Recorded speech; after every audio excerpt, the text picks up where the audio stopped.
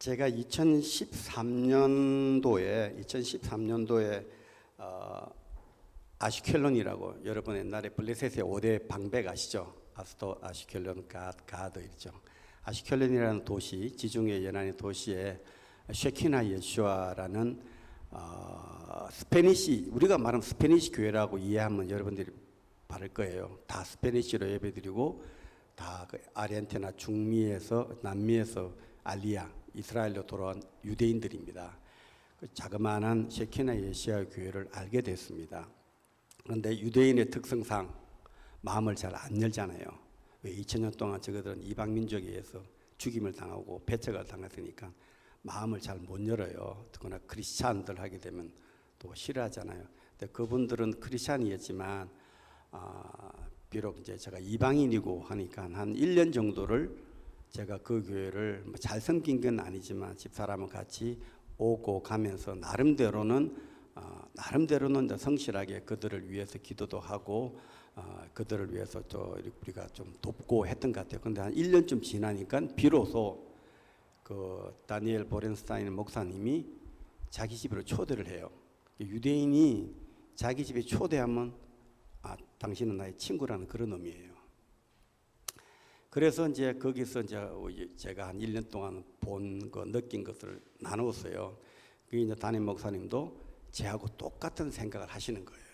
첫째 뭐냐면은 그 교회가 아슈켈론시의 변방에, 외곽에, 그리고 러시아에서 알리한 유대인들 교회에 세를 들어 살기 때문에 일주일에 한 두 번 쓸 것밖에 못 써요. 못 쓰고, 그러니까 토요일 날 밤 다들 놀고 토요일 밤에 그저 시내 기퉁이 컴컴한 데서 예배를 드려야 되고, 그러다 보니까 성도 수도 적고 또 복음을 전하고 싶어도 전할 만한 어떤 머티리얼이 없고 또 나이 많은 힘든 분들이 많이 살고 돈이 없고 또 목사님은 그리고 밤에는 야간 경비를 나가요. 생활이 안 되니까.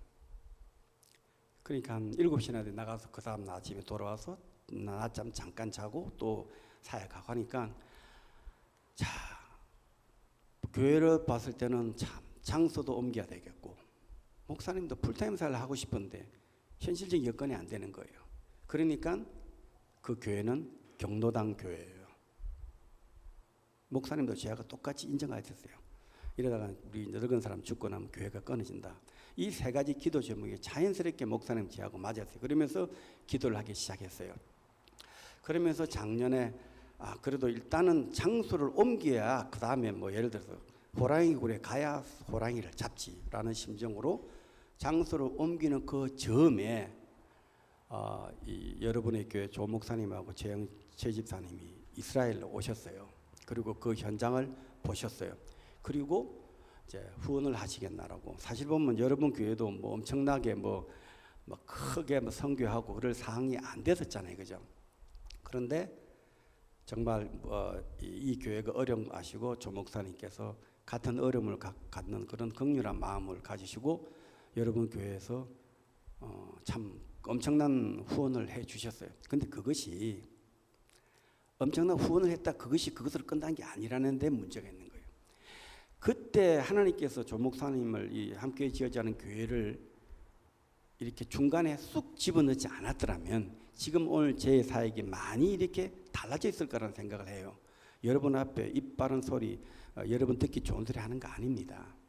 그때 그 교회를 도와주셨기 때문에 그 교회가 부에르토리코에 있는 또 교회 연합회에서 주는 돈 가지고 친회 중심으로 큰 데로 마음껏 쓸 수 있는 교회 공간으로 물론 반지하지만 나올 수 있었던 거예요. 또 그렇게 함으로써 제가 그 교회를 돕는 그 돈으로 저는 내계부 광야 정중앙 집회를 하면 있는데 기도집을 24시간 열방 기도집을 시작할 수 있도록 그 돈을 터닝이 된 거예요. 그러니까 저는 교회가 들어서 도와주심으로 그 교회도 살고 제 사역도 두 가지가 동시에 같이 방향이 틀어지고 물꼬가 터진 그런 결과가 됐어요. 그러니까 저는 뭐 조 목사님이 안 오셨고 하나님께서 그런 일이 없었다 그러면 저는 뭐 내계벽 광야 정중앙 기도집을 한다는 생각을 못 하고, 왜 돈이 없잖아요. 한 달에 재정이 들어가야 되는데, 그런데 그것을 조 목사님이 해주심으로 말미암아 그 교회가 그렇게 나서 1년 사이에 무슨 일이 있었는지 아시죠? 교회를 옮겼잖아요. 큰데 옮겼잖아요. 그죠? 마음껏 쓰잖아요. 둘째, 목사님께서 결단하신 거예요. 밤에 경비 서는 거 너무 고통스럽다. 사모님 울면서 그래요. 10년 넘게 남편은 밤마다 나가 경비를 쓰고 있고 자기는 잠을 못 자고 독서 공부한다는 거예요. 그러면서 성경 보고 울면서 한다는 거예요. 그 밤에 잠 못 자는 거 보통 일 아니잖아요. 그죠? 근데 그것이 교회를 옮김으로써 이 목사님께서 하나님 은혜를 베푸셔서 결단하셨어요. 내가 죽으면 죽고 안 먹으면 안 먹는다 해가지고 직장을 그만뒀어요. 그러고 나니까 여러 군데서 불렀어요. 아르헨티나에서 부르고 미국에서 부르고 영국에서 불러서 가끔 이제 또 하면서 후원이 생긴 거예요. 그러면서 믿음으로 첫 발을 내디딘 거예요. 자, 교회가 새로운 것을 옮겼죠. 목사님이 드디어 이제 조 목사는 아실 거예요. 이제 그만두고 풀타임 가는 거예요. 그 다음에 뭐 하나가 해결된 마지막 하나가 경로당 교회는 어떻게 할 거예요? 그러니까 또 하나님께서 이 목사님은 3남 1녀예요. 큰아들 바블로는 영국에 있는 유대인 여자와 결혼해서 지금 영국에 가 있고, 둘째 아들 크리스토퍼 크리스, 첫째 외동딸 멜라니, 마지막 아들 브라이언. 이 브라이언하고 이 크리스는 옛날에 가자 전쟁 때 탱크병 출신이에요.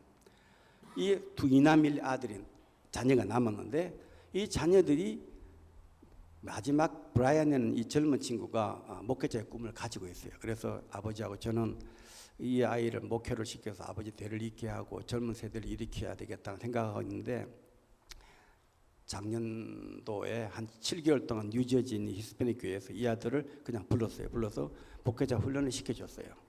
그래서 들어와서 이 이남밀려 아이들 다 뭐 그 애들은 영어 잘하죠. 스페인어는 모국어처럼 하죠. 히브리는 히브리어는 거기서 이야기했으니까 그냥 젊은이 예배를 시작한 거예요. 작년 올해 7월 1일부터. 그러니까 젊은이 예배는 뭐예요? 스페니시도 아니고 영어도 아니고 히브리어만 쓰는 거예요. 그러니까 젊은 애들이 오는 거예요. 그래서 예수아가 누군지 들어보고 싶고, 예수아?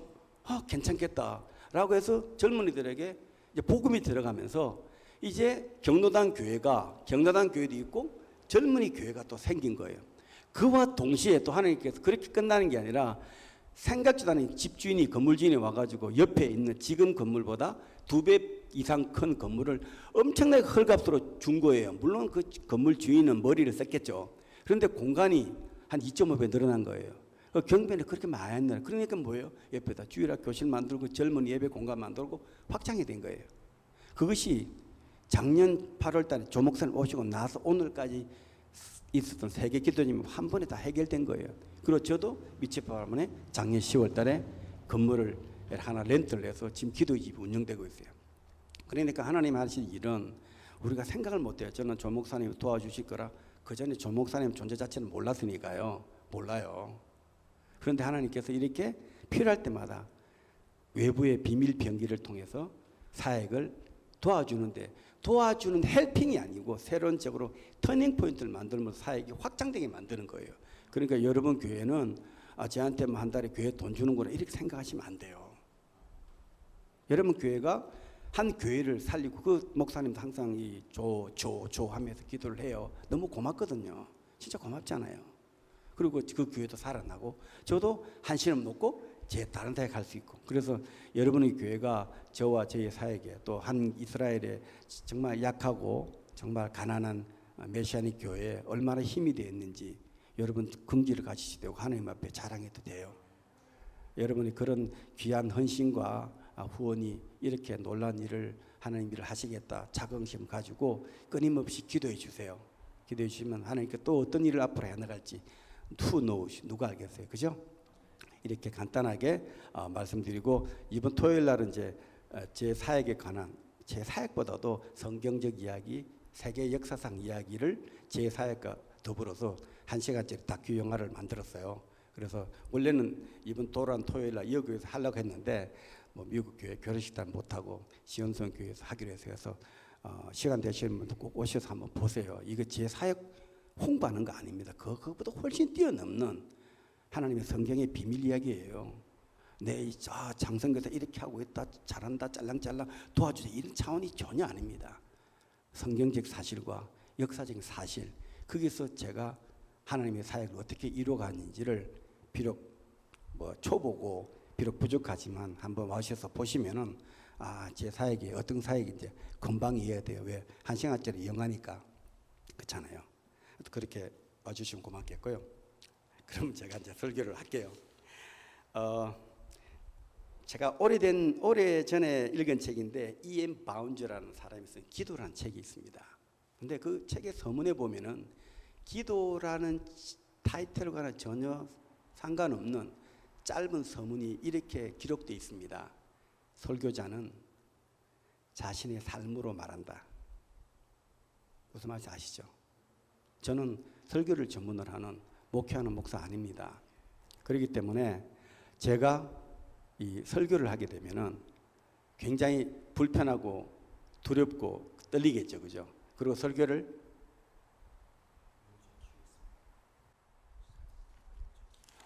설교를 잘 못하는 거 여러분 당연히 알고 계시죠, 그죠?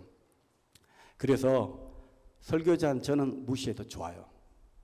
그런데요, 제가 만일 비록 부족하고 설교자의 자격이 별로 없지만 하나님의 말씀을 대언하는 입술이 된다고 여러분이 생각하시면 저는 무시해도 괜찮은데 제가 드리는 말씀 무시하시면 안 돼요. 저는 무시하셔도 돼요. 그렇지만 제가 오늘 드리는 말씀이 정말 제가 두렵고 떨리는 마음으로 그리고 여러분들을 사랑하는 마음으로 메시지 전하는 것이 여러분들이 인정을 해주시면 제 메시지만은 무시하시지 말라는 겁니다. 저는 여러분들이 그런 영적 수준의 분이라고 저는 믿습니다. 믿고 비록 부족한 설교지만 최선을 다해 보겠습니다. 제가 2001년부터 한 12년 동안 중미 온두라스에서 사역을 했습니다. 제 사역은 도시 빈민 선교입니다. 아프리카가 훨씬 나아요. 도시의 빈민은 처참합니다. 백주 대낮에 살인과 강도와 여러 가지 성범죄와 마약과 죽임과 살상이 일어나는 그 한복판에 하나님께서 저를 붙으셔가지고 오랫동안 시청하고 옥신각신하다가 축구장만 땅을 도네이션 받았습니다. 거기서 제가 학교를 세웠습니다. 그 학교는 이 담벼락으로 둘러싸였기 때문에 학교 안에 들어오게 되면 굉장히 평안함을 느끼지만 학교 밖에만 나오면 정말 그야말로 별천지입니다. 너무나도 영적인 환경은 말할 것도 없고 세상적인 환경으로서 인간이 살 수 있는 곳이라고는 결코 말할 수 없습니다. 그런 한 곳에 학교를 세웠습니다. 처음에는 애들이 자기 마음대로 잘하잖아요. 그러다가 학교라는 울타리에 넣고 늘 때 묻은 옷이지만 교복을 입히고 하니까 학교 내에서는 어느 정도 규율이 잡힌 것 같아요. 그죠? 그래서 아침마다 우유 먹이고 왜 영양 실조니까 급식 먹이고 그리고 아침에 올 때마다 오전반 채플실에 예배드리고 수업하고 오후반 채플실에 예배드리고 수업하고 이렇게 하는 거예요. 그런데 저에게는 끊임없는 고민이 있습니다. 그럼 얘들이 밖에 나가면 환경이 엉망진창인데 도대체 내가 하는 교육의 진정한 목적이 뭐냐? 내가 왜 이 교육을 해야 되느냐? 내가 선교사이기 위해서 내가 이 교육을 해야 되냐는 자의식이 굉장히 생기면서 자꾸 의심이 드는 거예요. 그래서 우리 학교의 교육 목표가 뭔가, 우리 학교의 교훈이 뭔가를 제가 결국 정하게 되었습니다. 여러분 전 세상에서 초등학교, 유치원과 초등학교 한 450명 된 아이입니다.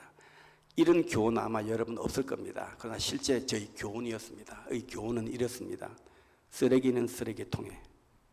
이게 진짜 교훈입니다. 왠지 아세요? 쓰레기를 쓰레기통에 넣을 수 있으면 그 다음에 돼요. 근데 쓰레기를 막 버리고 살던 애가 같은 박스에 살고 또 강둑에 살던 애들이 쓰레기를 막 버리는 애들이 쓰레기를 주워서 제가 20개 만들어 놓은 염료통 그 쓰레기통에 넣을 수 있으면 그 다음에 비전이 있는 거예요. 근데 그거 없으면 그 애들 어른 잘하면 살인하고 도둑질하고 여자는 몸 팔고 그거밖에 할 수 없는 곳입니다. 무슨 말씀이에요? 쓰레기는 쓰레기통에 가요. 가장 기본적이고 그리고 가장 중요한 원리라는 겁니다. 여러분 이스라엘은 오늘날 우리 현대 교회 크리스찬들 우리들에게 도대체 무엇입니까?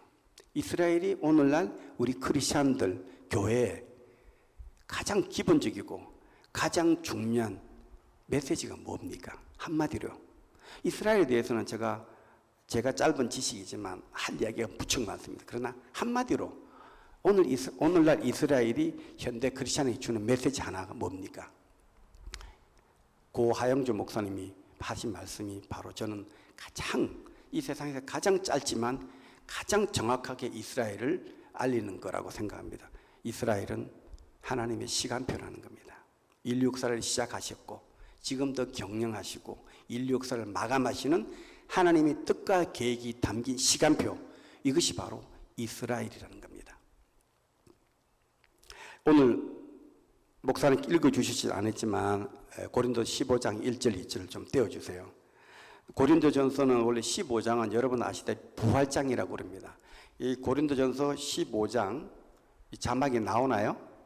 네, 15장 1절 2절에 보시는데 첫째 1절에 보게 되면요, 형제들아 내가 너희에게 전한 복음을 너희에게 알고 하노니 이는 너희가 받은 것이요 또 그가 쓴 것이라.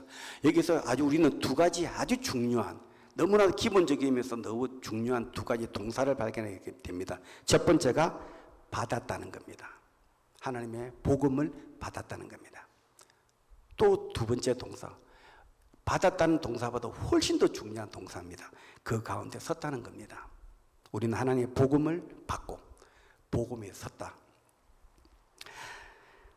그리고 복음에 섰다는 것이 뭘 의미하냐를 바로 2절이 이렇게 설명하고 있습니다. 너희가 만일 내가 전한 그 말을 굳게 지키고 복음을 굳게 지키고 헛되이 믿지 아니하였으면 그로 말미암아 구원을 받으리라. 복음은 받을 뿐 아니라 그 위에 서야 되는 겁니다. 우리가 살고 있는 때를 여러분들이 싫든 좋든 간에 정말 마지막 때, 우리는 그 시기는 모르지만 일시는 모르지만 우리가 살고 있는 때가 마지막 때라 그러면 우리는 기본으로 돌아가야 됩니다. 우리 신앙생활, 정말 우리 신앙생활의 기본이 뭔지 좀 더 세분하면 우리 신앙의 기본이 무엇이며 생활의 기본이 무엇인지를 다시 한번 스스로 철저하게 진단하고 자기를 살펴야만 이 모든 일의 기본이고 흔들리지 않는 근원이 되기 때문입니다. 그러면 저는 오늘 이 시간 여러분들과 우리 신앙인으로서 신앙생활, 첫 번째 신앙의 기본이 뭐고 생활의 기본이 뭔지를 한번 여러분과 같이 살펴보자는 겁니다. 첫째, 신앙의 기본입니다. 사도행전 2장 36절을 한번 보겠습니다. 사도행전 2장 36절 자막에 나오죠. 그런즉 이스라엘 온 집은 확실히 알지니 너희가 십자가에 못 박은 이 예수를 하나님이 주와 그리스도가 되게 하셨느니라. 우리가 예수님을 구세주로 알잖아요. 그죠? 예수님은 우리 죄를 대신하시기 위해서 십자가에 죽으시고 우리를 구원하신 구세주다. 영어로 세이비어다. 우리 이까지는 알죠. 그죠? 근데 오늘 이 오순절날 성령이 강림하시고 성령의 충만한 베드로가 이스라엘 백성들에게 하는 설교 내용의 핵심이 이것입니다. 너 똑바로 하라는 겁니다. 예수는 하나님께서 그리스도를 했다. 그리스도라는 것은 구원자, 메시아, 그리고 왕이라는 개념도 있습니다만 일반적으로 우리는 구원자, 세이비어입니다. 그런데 우리 크리스천들은 대부분 예수님께서 우리를 죄를 대속해 십자가에 죽어주심을 우리가 그저 구원을 받았다, 감사하다, 할렐루야, 그까지는 좋아요. 이게 받았다는 의미입니다. 그런데 실제 베드로는요, 더 중요한 단어를 그 앞에 붙입니다. 예수를 하나님이 주가 영어는 뭐예요? 로드죠. 그죠? 근데 우리가 기도할 때 주님 많이 이야기하잖아요. 근데 우리는 주님이란 말이 얼마나 무서운 말인지 모르고 막 주님 합니다. 여러분 조선시대 사극 보시잖아요. 그죠? 텔레비에 왕이나 대감마님이 하인이나 신하한테 뭐뭐 하라고 지시하잖아요. 하인이 이럽니다. 대감마님 잠깐만요. 그거는 제가 좀 생각이 다르네요.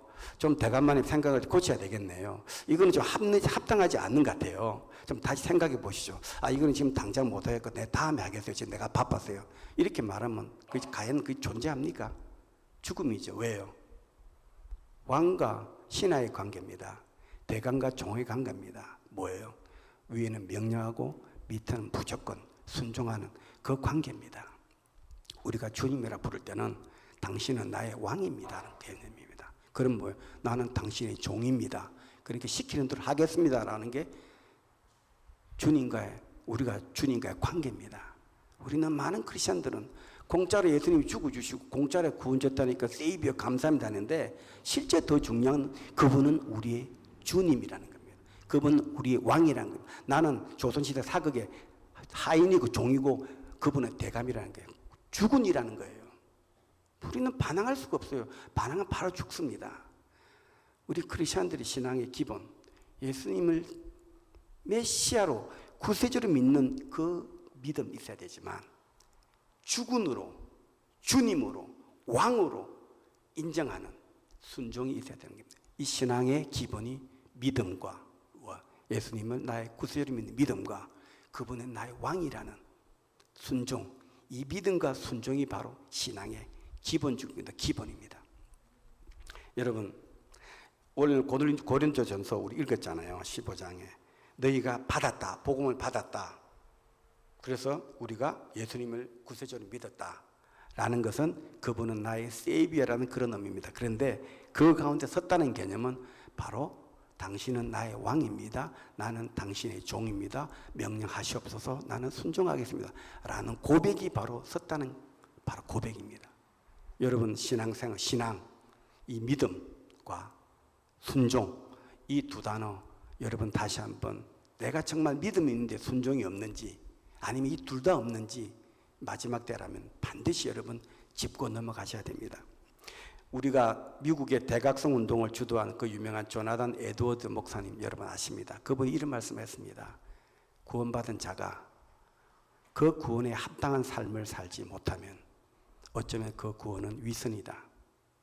저는 행위 복음 말하는 거 아닙니다. 행위를 잘해서 구원받는 걸 말하는 거 아닙니다. 여러분, 우리 하나님께서 천지를 조화롭게 만들었잖아요.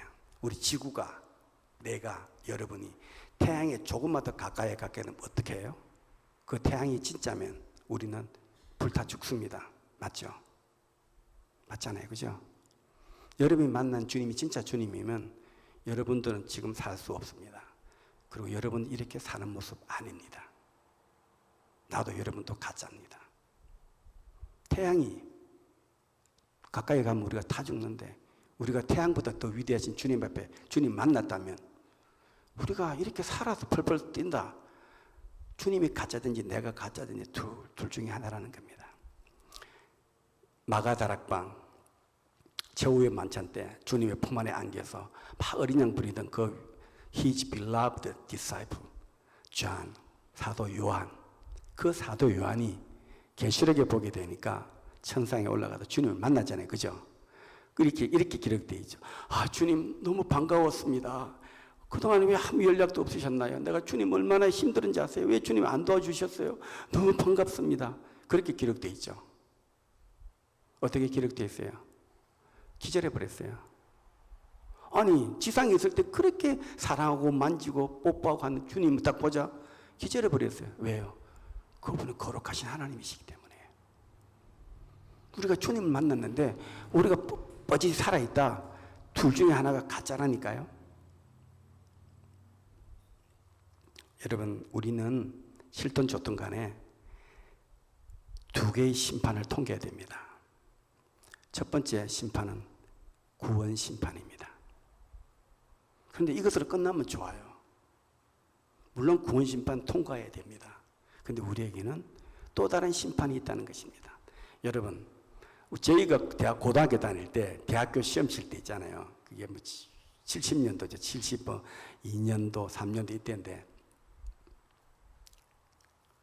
대학교 그때 카트라인 있었죠. 600점 만점에 몇 점 되면 카트라인 있잖아요. 카트라인이 떨어진 사람들은요, 대학교 가고 싶어도 갈 자격이 없어요. 우리 예수님을 믿음으로 고백하고 주로 영접하지 않으면 우리가 구원 없어요. 똑같은 거예요. 그런데요, 그런데 그 카트라인 통과한다고 다 좋은 대학 가요? 다 서울대학 갑니까? 다 서울대학 법대 가요? 아니죠. 뭐예요? 우리에게는 상급 심판이 있다는 겁니다. 분명히 있습니다. 예를 한번 들어볼게요. 우리가 인생에 뭐 희노애락, 아니 인생에 막 즐기고 먹고 마시고 막 허랑방탕하게 맛을 보면서 허랑방탕하게 살 수 있는 나이가 15살부터라고 생각해 보자고요. 너무 어린가요? 15살에 생각해 보자고요. 그런데요, 그냥 놔두세요. 괜찮아요. 15살인데 여러분 15살부터 진짜 하고 싶은 거 다 하고 먹고 싶은 거 다 마시고 막 했는데 만약에 한 95세까지 그렇게 살 수 있나요? 90세 넘으면 사람 정신 못 차리죠. 그죠? 맛도 못 느끼잖아요. 그죠? 아무것도 못 느끼잖아요. 안 그래요? 여러분도 안 그럴 것 같아요? 자, 그러면 15세부터 인생의 오만 즐거운 희락을 다 누리면서 사는데 95세까지 산다. 맛을 살기는 100세가 살 수 있어. 그렇지만 그렇게 지나면 사는 게 아니죠. 그죠? 80년 진짜 잘 먹고 잘 사는 거예요. 근데 이 사람이 그 와중에 예수님을 믿었어요. 그래서 탈칵하고 구원의 카트라인을 통과했어요. 여러분, 천국은 어떤 세상인지 아세요? 공산주의가 아닙니다. 어쨌든 구원받은 사람들, 잘 먹고 잘 살다 구원받은 사람들이나 목숨을 바쳐 순교한 사람들이나 천국 가기는 전부 다시 모여서 다시 시작한다? 아닙니다. 여러분 삶의 마지막 부분과 영원한 삶의 시작은요, 맞닿아 있다니까요. 결코 떨어지지 않아요. 여러분 주님 오시면 여러분이 갑자기 뭐 엄청나게, 아니요, 똑같아요. 다만 우리가 주님처럼 부활체가 될 뿐이에요. 여러분의 삶의 모습, 천국의 모습은요, 지금 이 모습하고 다르다 생각하지 마세요. 내가 천국 가게 되면 나는 갑자기 뭐 하늘의 천사처럼 막 거룩하게 된다. 아니에요. 착각하지 마세요. 물론 우리 주님처럼 부활체가 돼요. 우리 주님의 구원받은 자들은. 여러분 삶의 마지막 모습이 여러분 영원한 삶을 결정하는 천국의 삶의 시작과 맞닿아 있다고 생각하면은 여러분 지금 이렇게 살아서는 안 돼요. 결단코 말하자면 이렇게 살아서는 안 돼요. 저도 그렇게 살아서는 안 돼요. 80년 동안 호의호식에서 구원받았는데 그런 사람이 천국의 삶의 시작이나 고난 핍박받으면서 복음을 위해서 사는 사람들이나 그리고 남편 아내 때문에 자식 때문에 고통받고 눈물 흘리면서 살다가 그래 주님 믿어보려고 주님 의지하고 살다가 죽은 사람이 천국의 삶이 똑같아. 그럼 나 이 신앙생활 때려치우고 싶어요. 나 안 해요. 미쳤어요 제가? 미쳤어요. 예수 믿게요? 세상에 살다가 적당히 구원받으면 다 똑같이 다 시작하는데 난 안 믿어요. 그럼 믿지 마세요. 그렇다는 것 같으면 여러분 믿지 마세요. 달라요. 여러분 분명히 기억하세요. 여러분의 삶의 마지막 모습과 여러분 영원한 삶의 시작의 모습은 결코 다르지 않다. 결코 단절되어 있지 않다. 연결되어 있다. 그러면요, 우리가 어떻게 살아야 되겠어요? 여기서 젊은 사람 빼놓고 내 앞으로 30년 더 산다 자신할 수 있는 사람 별로 없어요. 그럼 이제 여러분 영원한 삶의 시작 결정하셔야 돼요. 80년 잘 먹고 잘 산 사람이 천국 가긴 갔는데, 물론 이제 제 상상입니다. 저 변방에, 천국 변방에 주님 보지도 못하면서, 천국에 제일 좋은 게 뭐예요? 주님 가까이에서, 하나님 보좌 근처에서 주님과 같이 있는 게 가장 귀하잖아요. 그죠? 근데 저 변방에서 주님 보기도 힘든 데서 사는 사람, 그 사람이 80년 그리 삶은 아니에요. 이 상에서 80년 잘 먹고 잘 사는지 몰라요. 천국에서는 그것이 영원이라니까요. 여러분 계산할 줄 알죠? 그죠? 산수할 수 있잖아요. 돈 계산 잘하잖아요. 80년하고 영원하고 어떤 걸 택하시겠어요? 죽어봐야 된다고요? 그럼 죽어보세요. 이대로 살다 그냥 죽어보세요. 그럼 그때 제 말씀이 이해가 될 거예요. 저나 여러분들이나 정말 주님의 심판대가 멀지 않았다면 지금 이렇게 사는 건 no. 우리가 돈 계산은 일불, 이불 계산은 잘하잖아요. 기가 막히게 칼같이 하잖아요. 자기 영혼의 계산은 너무 못해요.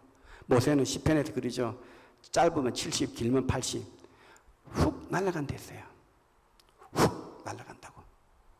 우리 가다가 한 방에 훅 가요. 그러면 어떻게 우리가 살아야 되겠느냐? 우리 생활의 기본, 신앙의 기본 뭐예요? 믿음과 순종이라 그랬죠. 생활의 기본. 로마서 12장 1절에서 2절 말씀 한번 보겠습니다. 로마서 12장 1절하고 2절. 여러분 또 이거 잘 아시는 말씀이에요. 로마서 말씀. 로마서 12장 1절에서 2절 다 찾으셨죠? 그죠? 자, 다 같이 한번 읽어보겠습니다. 시작. 너희를 권하노니 너희 몸을 하나님이 기뻐하시는 거룩한 산 제물로 드리라. 이는 너희가 드릴 영적 예배니라.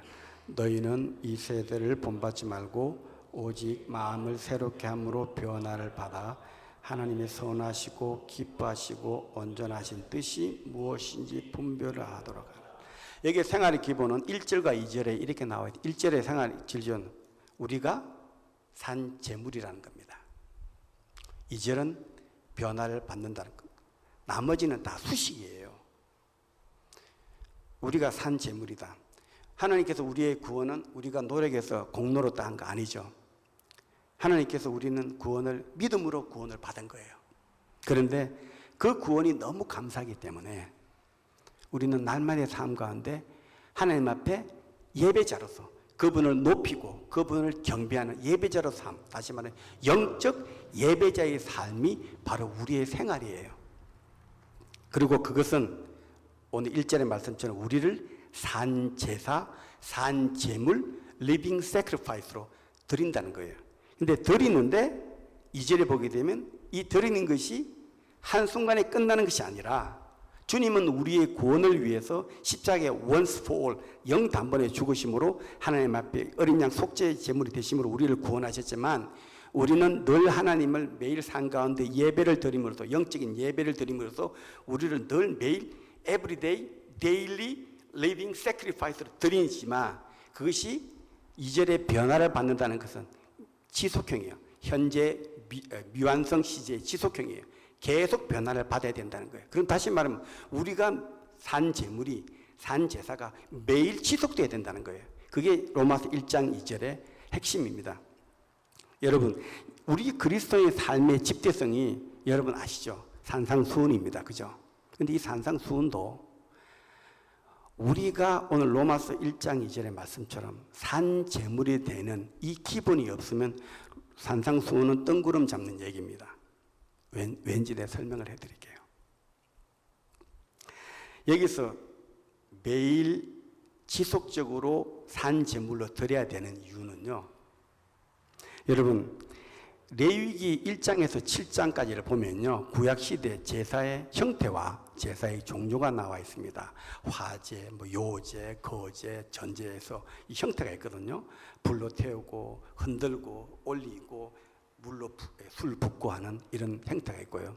그 다음에 구약의 5개 중요한 제사 종류, 번제, 그 다음에 소위 말해서 소제, 곡식을 드리는 것, 그 다음에 속제제, 속건제, 화목제 이 5개 종류가 있어요. 근데 구약 제사 중에 가장 핵심이 뭐냐면요. 불에 가는 거예요. 불.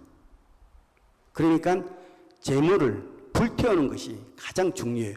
번제는 뭐냐면 가장 중요한 게 번제인데 번제는 제물 있잖아요. 양이든지 송아지든지 제물을 완전히 불태워버려요. 그래서 하나님께서 제물 불태우는 걸 보고 좋아하시는 게 아니고 그 제물이 완전 불태우면 뭐예요? 연기가 올라가잖아요. 우리 하나님 참 이상하게 그 연기를 흠향하시면서 기뻐한다는 거예요. 구약 제사는 한마디로 뭐예요? 제물의 완전한 희생, 완전한 죽음을 의미해요. 그래서 하나님이 기뻐하신다는 거예요. 여러분, 구약의 제사, 오늘날 우리 예수님께서 우리의 죄를 위하여 하나님 앞에 영단번의 제사를 드림으로써 우리가 하나님 앞에 나가잖아요. 그래서 우리가 그 하나님이 감사해서 매일 제사를 드리잖아요. 그것은 구약의 제사가 신약의 예배라고 말씀드려도 별 그다지 저항이 없겠죠. 그죠? 그렇잖아요. 구약 제사의 기본이 뭐예요? 제물의 완전한 죽음. 신약 예배는 뭐예요? 예배 드리는 우리 제물의 완전한 죽음. 그러나 우리는 예배 드리고 나서 펄펄 더 산다. 일주일 내에 펄펄 살아서 길길이 날뛴다. 전혀 죽음이 없다. 교회 문 나서면서 설교 반 잊어버리고 하루 지나면 설교 제목 잊어버리고 파킹장에서 싸우고 흔히 빠진 저부터 그래요. 주일 하나 못 지켜요. 주일날 밥 사 먹고 놀고 물건 사고 쇼핑 가고 저부터 제대로 못해요. 그래 놓고 유대인들, 저 종교인들, 저 답답한 놈들, 그들은 샤밧 안식일 목숨으로 지켜요. 우리 주일 제대로 못 지키잖아요. 여러분 오늘 끝나고 무슨 계획이 있어요? 주일을 거룩히 지켜라. 하지만 우리 주일을 못 지키잖아요. 구약의 제사는 제물의 완전한 죽음입니다. 구약의 제사 신자가 예배라고 떠드는 사람이 있는데, 그럼 우리는요, 예배 드릴 때마다, 제사 드릴 때마다 제물이 죽어야 되는데 제물이 살아다 펄펄펄 뛰댕겨요.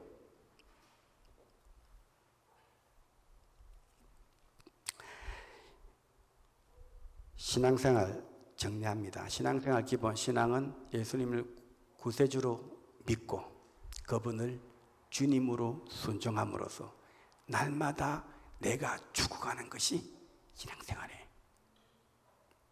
다른 거 아니에요. 간단해요. 그거 돼야 모든 게 다 돼요. 그거 안 되면 아무것도 안 돼요. 자신 있게 말해요. 목사, 장로, 선교사, 권사, 안수집사 다 헛된 거예요. 내가 늘 살아있는데, 내가 주님 순종 못하는데, 그래서 늘 펄펄펄 살아있는데,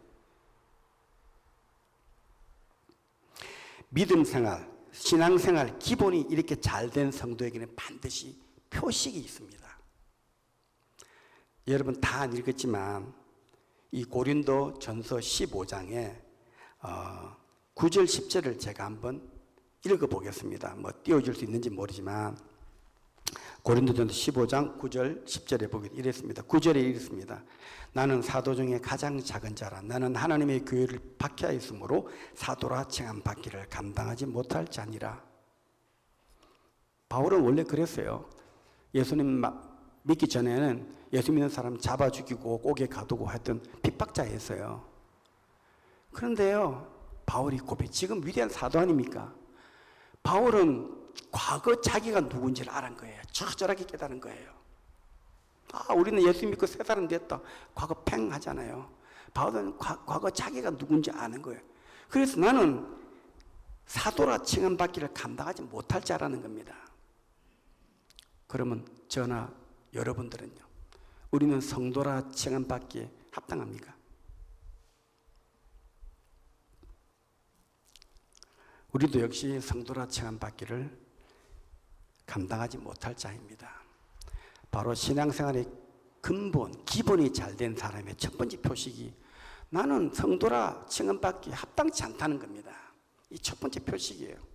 두 번째 표식이 두 번째 나와요. 10절에 그러나 내가 나된 것은 하나님의 은혜로 된 것이니 내게 주신 그의 은혜가 헛되지 아니하여 내가 모든 사도보다 더 많이 수고했으나 내가 한 것이 아니요 오직 나와 함께 하신 하나님의 은혜로다.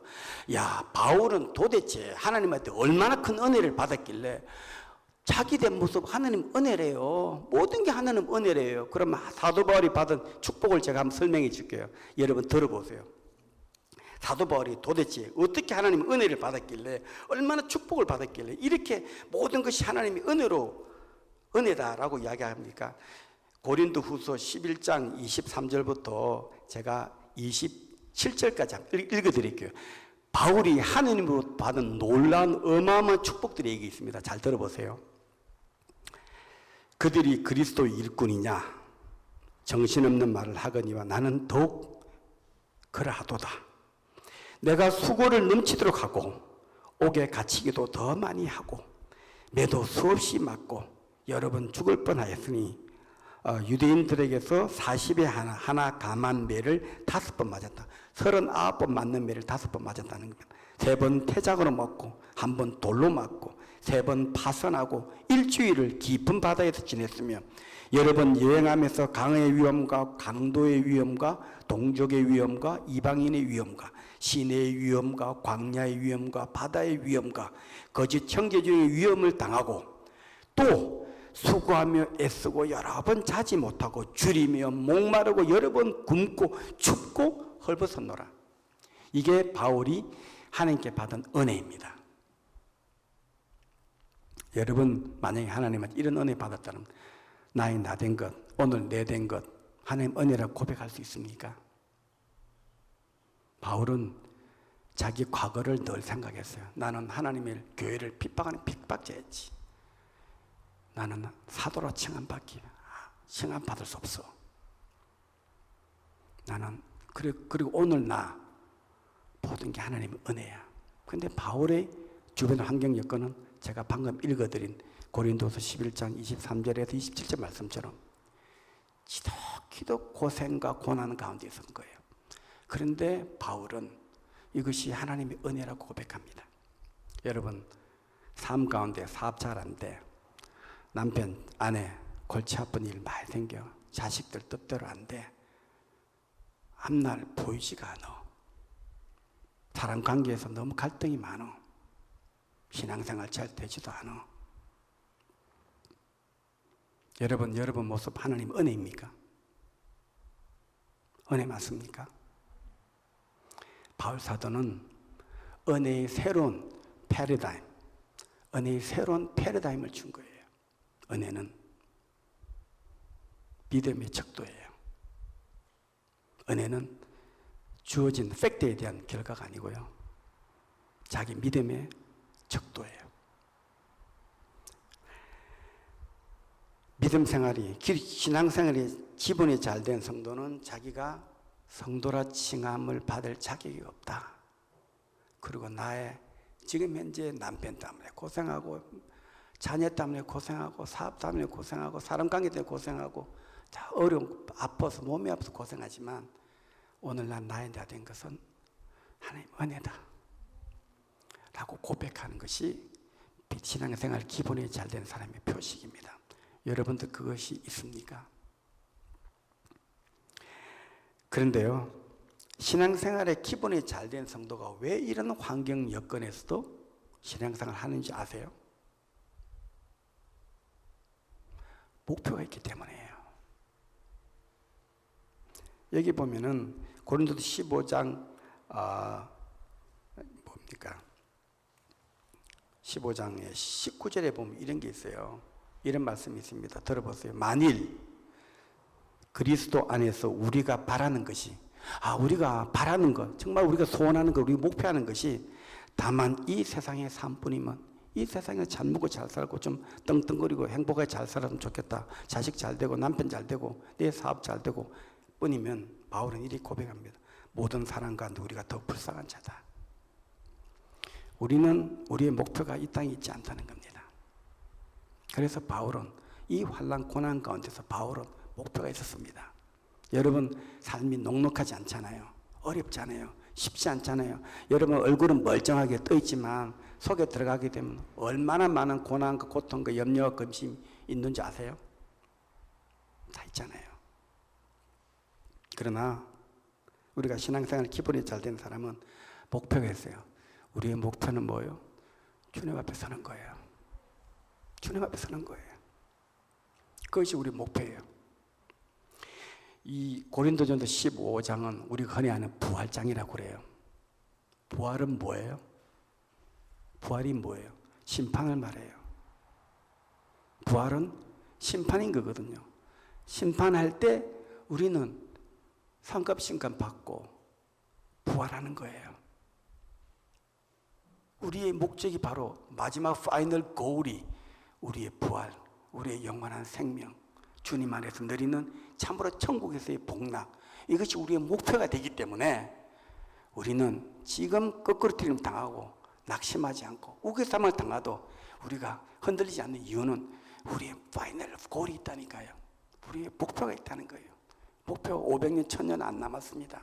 여러분이 죽으면 그 목표점에 도달하는 거고요. 또 주님 살아서, 우리 살아서 오시면 우리가 공중에서 주를 맞는 거예요.